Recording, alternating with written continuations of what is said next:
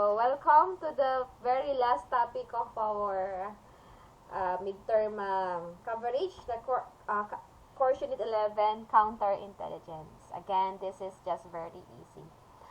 So, when we're talking about counterintelligence, napakapiyawan na yun ng last meeting. Kapag sinabi natin counterintelligence, it means what? We're talking about what? It is a type of intelligence of what? Diba natakal na natin yung last meeting? Counterintelligence. It means, sabi niya nga dyan, the total action taken by an intelligence agency by which information is gathered and activities are conducted to protect. Okay, again, to protect.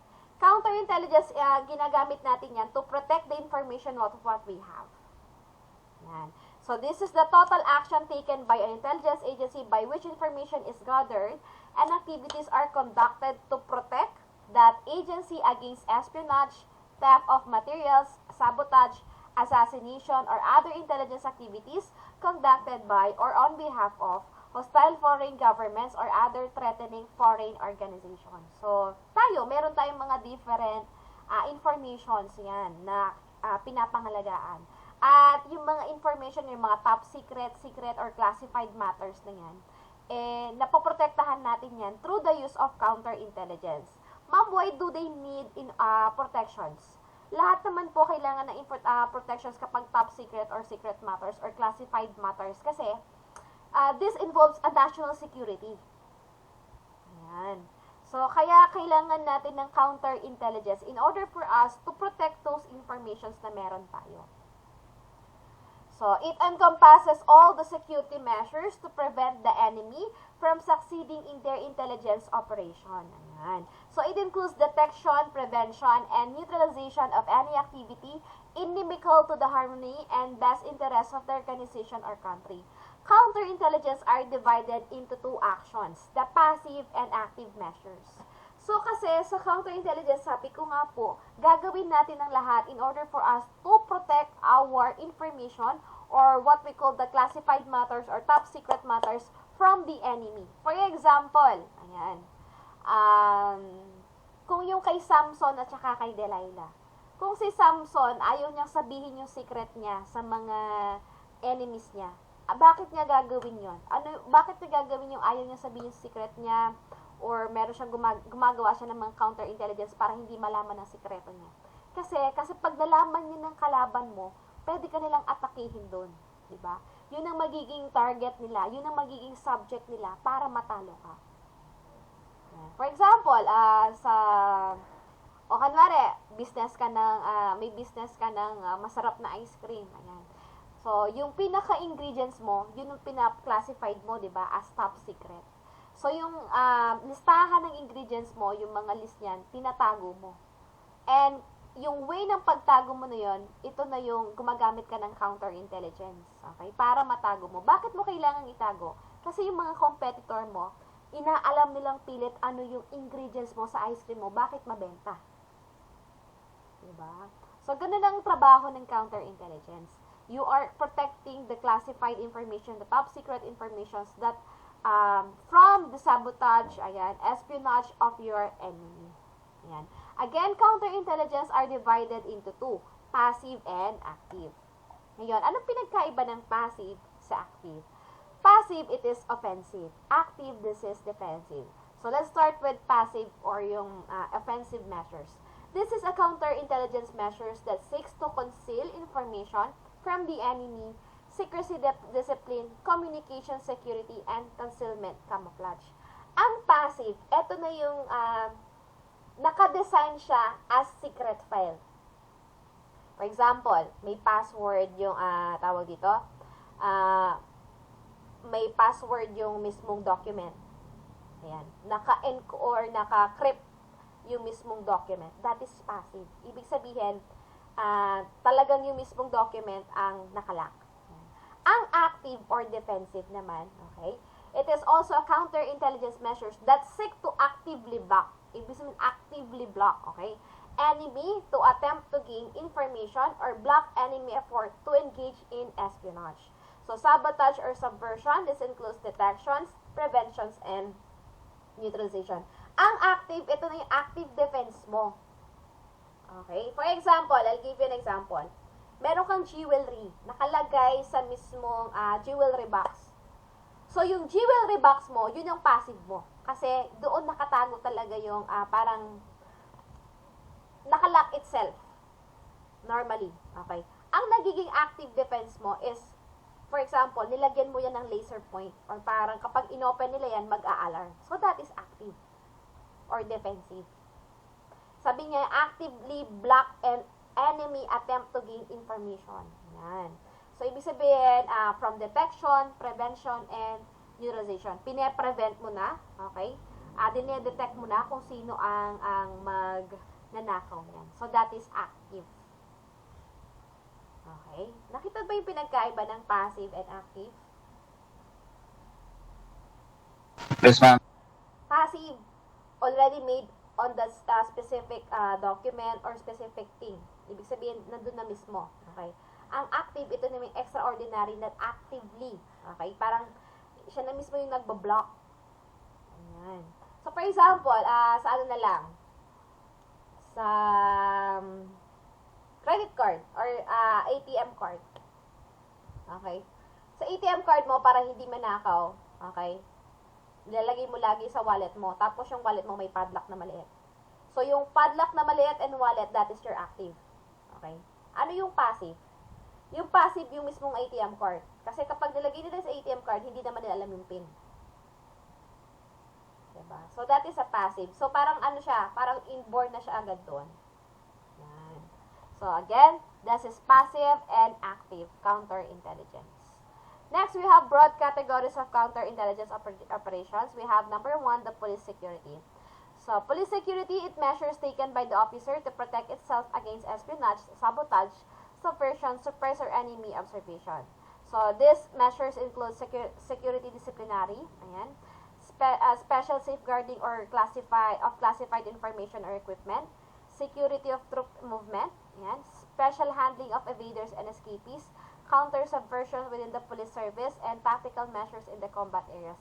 Siyempre, sa police security, nagkakaroon din sila ng counter-intelligence measures against NPA, ganyan, against from dun sa mga, sino ba yung mga pinaprotektahan nila? Or ano ba yung pinaprotektahan nila? For example, magkakandak sila ng raid. Yan. So, yung information nila about raid, hindi nila sasabihin yan or hindi nila paalam yan. So, nagkakandak din sila ng counter-intelligence measures na hindi maliit yun. Next, civil security.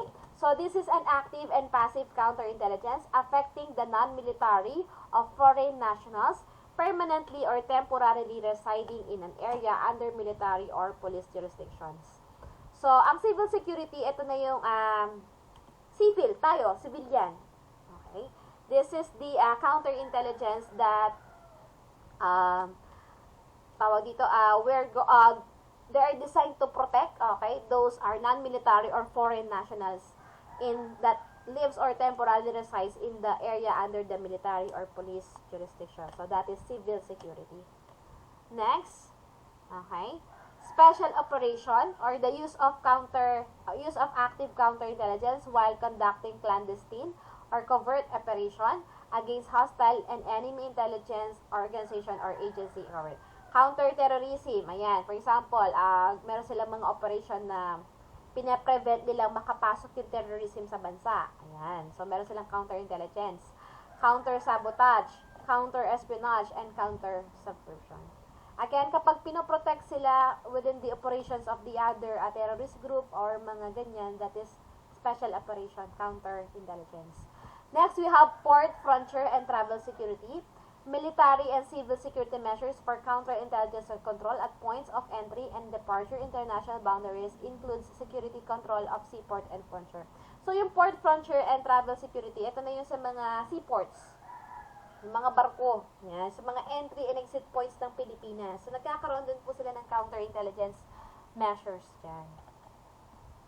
Then, we also have censorship. Okay, ano naman ang censorship? So, it is control and examination of communication to prevent transmission of information that may fail into the hands of the enemy and to collect and disseminate information or intelligence value. Ang censorship, ito na yung mail. Mail, as in mail ha, yung parang letter. Ayan. So, yung mga information na meron codes yan. Okay? So, para dapat makita nila or malaman nila na original at hindi pa nabubuksan. For example, meron kang top information na ipapadala mo sa taas. Paano mo masigurado na mapupunta yan sa taas na kinauukulan? So, doon pumapasok yung tinatawag nating censorship. So, meron silang mga codes dyan or protocols on how they will know if that is originally open or yun ba talaga yung pinadala sa kanila. Yan. So, censorship includes military, civil, field press, and prisoner of war. Military, okay, this control and examination of communication intended for coming from the police or military source. Ayan. For military, mga communications na yan. Civil, intended or coming from civilian populace. Ayan. Field press, security review of news materials and other information. Ang field press, it comes along with the mass media. Okay po? And the prisoner of war, control and examination of communication intended for POW or personal and civilian interns. Ito yung mga victims ng mga war. Ayan. Next, we have types of counterintelligence measure, denial, and detection measures. Bakit naputol yata yung kay sir?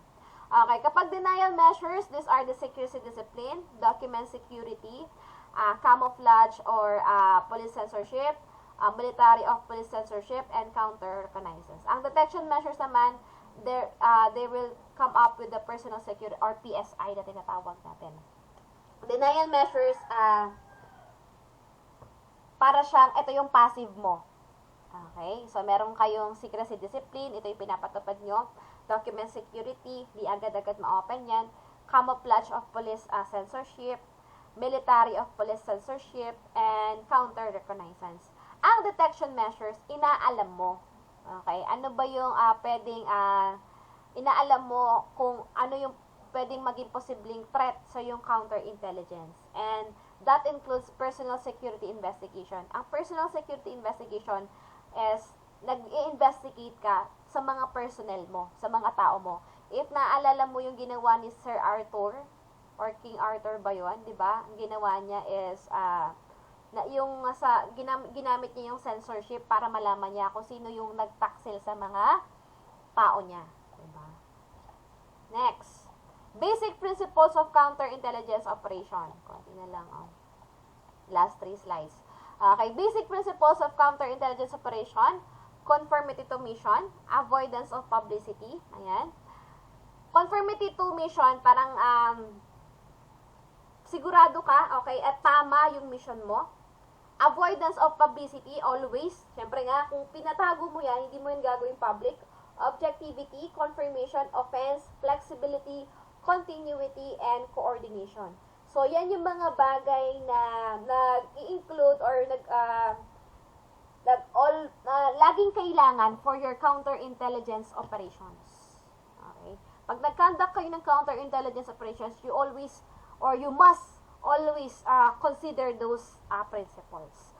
Yung mission niya, the publicity, objectivity, confirmation, offense, flexibility, continuity, and coordination. So, there are different meaning of counterintelligence. We have security intelligence. Ano bang ibig sabihin ng security intelligence? Means that the total sum of efforts to counsel the following national policies, diplomatic decisions, military data, and any other information of secret nature affecting the security of the nations from an authorized person. Ito na yung national security intelligence. Okay? Siyempre, meron tayong mga national policies, diplomatic decisions, ayan, na tinatago ng mga militaries natin or ng mga national or yung mga national defense natin sa Department of National Defense or DND. Kasi kailangan nilang itago 'yon, baka kasi makuha ng mga kalaban, ng mga NPA, ganyan, ng mga terrorists, magamit nila laban sa atin. So this includes, sabi nga niya, national policies, diplomatic decisions, military data. Okay. That is security intelligence. For the security of all people. Kaya nga, national security, buong Pilipinas. Diba? Ano ang pinagkaiba ng militar sa pulis? Ang pulis, pinoprotect niya yung mga people or the civilian from the crimes. Ganyan. Ang mga army naman, ang trabaho nila is for the national security. Yan. Hindi sila nagde-deal with the crimes, but they deal with the national security. Next, we also have counterintelligence. Diba? Alam nyo naman yan. Organized effort to protect the specific data that might be of value to the opponent owns intelligence organization. And we also have counter-espionage. Okay? So, it is, what is espionage again? Ano muna yung espionage? Ikaw sa ba ako dito? Ha? Ano yung espionage? Spying po. Spying. So, ano ibig sabihin ng counter-espionage? Kung may nag-i-spy sa inyo, meron ka ding ipapadalang spy sa kanila. At ang trabaho ng spy na yun is para makita mo or malaman mo yung mga ginagawa nilang hakbang para makuha yung mga secrets nyo. So, counter-espionage and counter-espionage, negative intelligence become dynamic in an active efforts.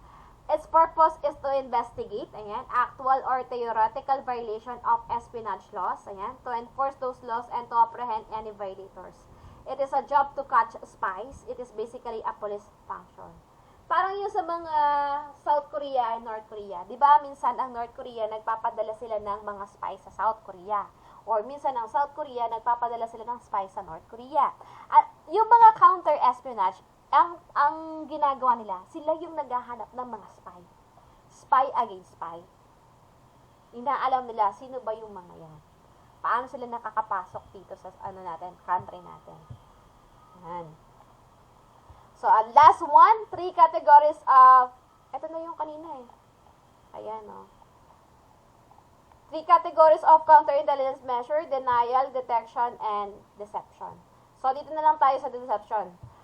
These are the rules, use of escape, evasion, dummy position, and fabricated info. Minsan gumagamit tayo ng deception measures.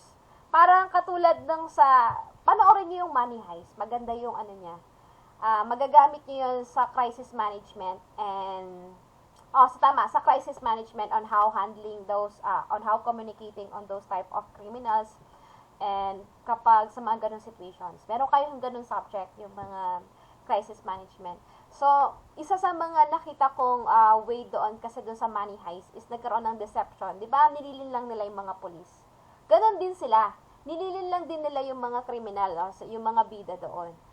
Di ba? Kanwari, papakita nilang ganito. Tapos, in the end, ang palit pala nun, para siya nililin lang na ganon, para lang makuha yung information or para masugod nila sila. Yun. That is deception measures. Use of escape, evasion, dummy position, fabricated info. Yan.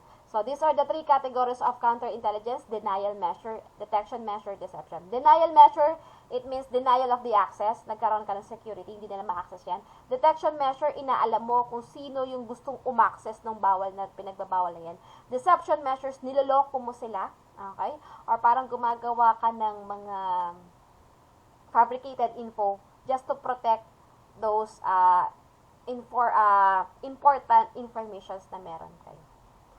So, that is the 3 categories of counterintelligence measure. And then, this is the end of discussion. So, do you have any questions? Yan po. So, Wala po, ma'am. stop ko na muna to.